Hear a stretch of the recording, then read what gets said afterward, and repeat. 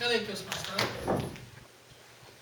Et ce soir, je vais évaluer le discours de M. Antoine Rubillard, dont le titre est Le protéger. Le protéger. Mon objectif dans mon évaluation, c'est de lui trouver le plus possible, de faire le plus possible d'observations. Je dirais positif, oui, mais aussi des points d'amélioration parce qu'il se prépare au concours du 11 décembre prochain, la semaine prochaine. Donc, il a besoin de vous, il a besoin de moi pour avoir le plus de conseils valables pour qu'il puisse se préparer le mieux possible cette semaine. Et en même temps, il a aussi besoin de vos encouragements.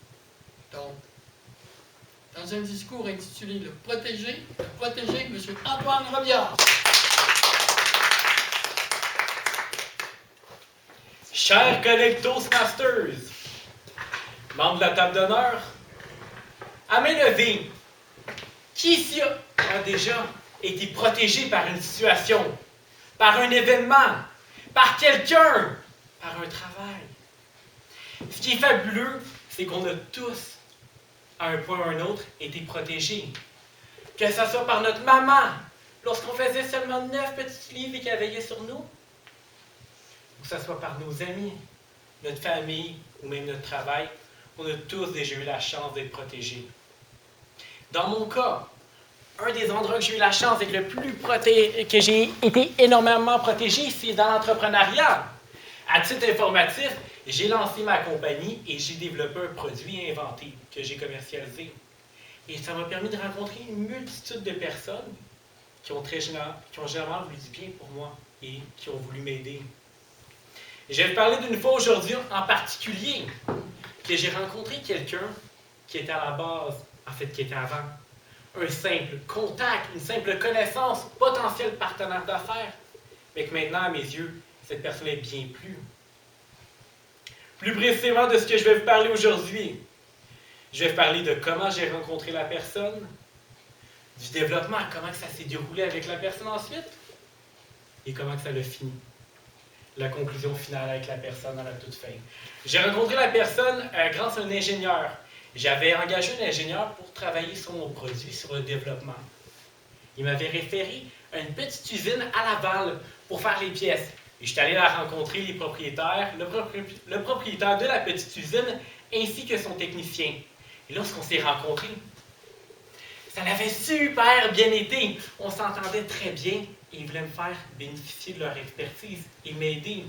Ils m'ont parlé de leur expérience antérieure qu'ils avaient eue, avec d'autres personnes, d'autres clients.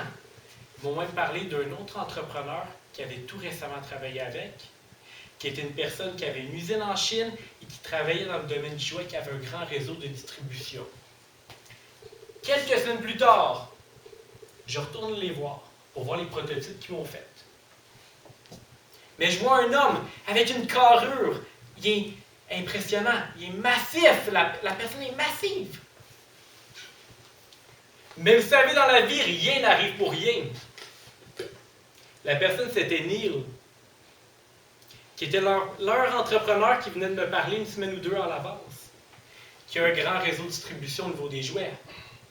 Quand je vois que c'est lui, j'étais stressé, j'étais tout excité en même temps. Je ne savais pas quoi faire. Finalement, j'ai décidé de prendre mon courage à deux mains et je suis allé de l'avant. Je suis allé le voir et j'ai parlé de mon produit. Et je l'ai immédiatement vu dans ses yeux qui adorait l'idée. Il trouvait ça fabuleux. Et c'est là que, après une pause qu'il a faite, après que j'ai parlé de mon produit, il m'a dit qu'il serait intéressé. Je suis comme, intéressé à quoi? À m'associer à toi. M'associer à toi pour t'aider à amener ton produit à un tout autre niveau.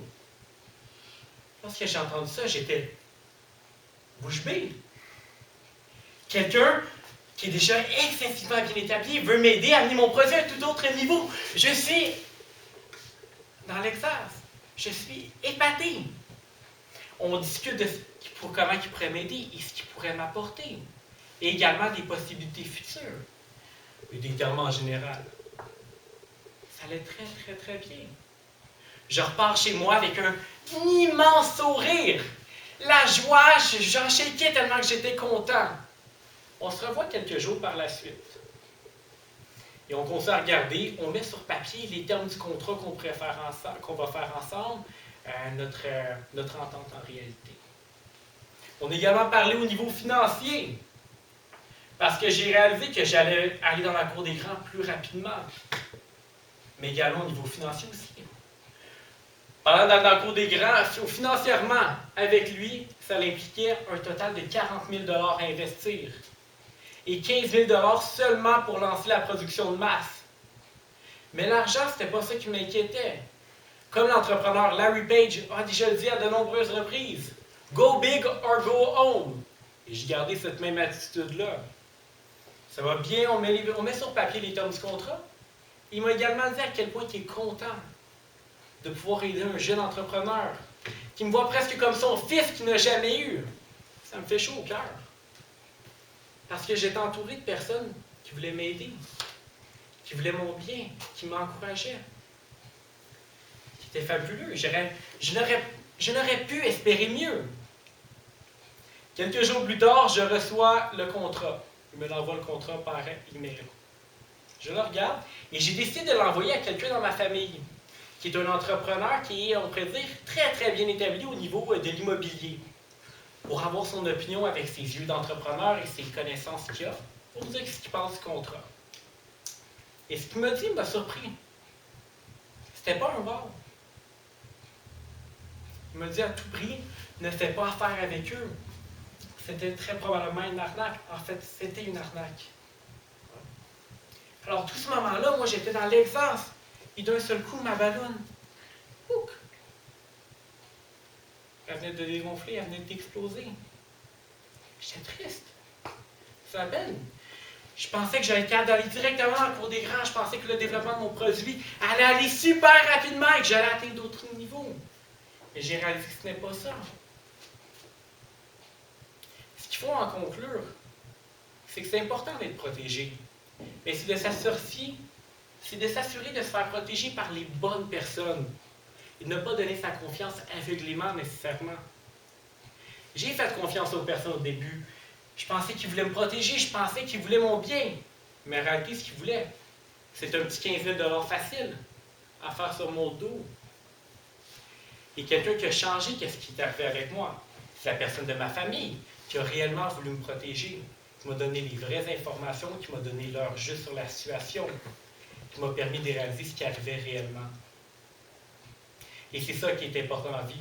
C'est trouver des vraies personnes pour se protéger et ne pas se laisser éblouir dans certains cas par les situations qui peuvent arriver. Monsieur le Président, je vous remets la parole.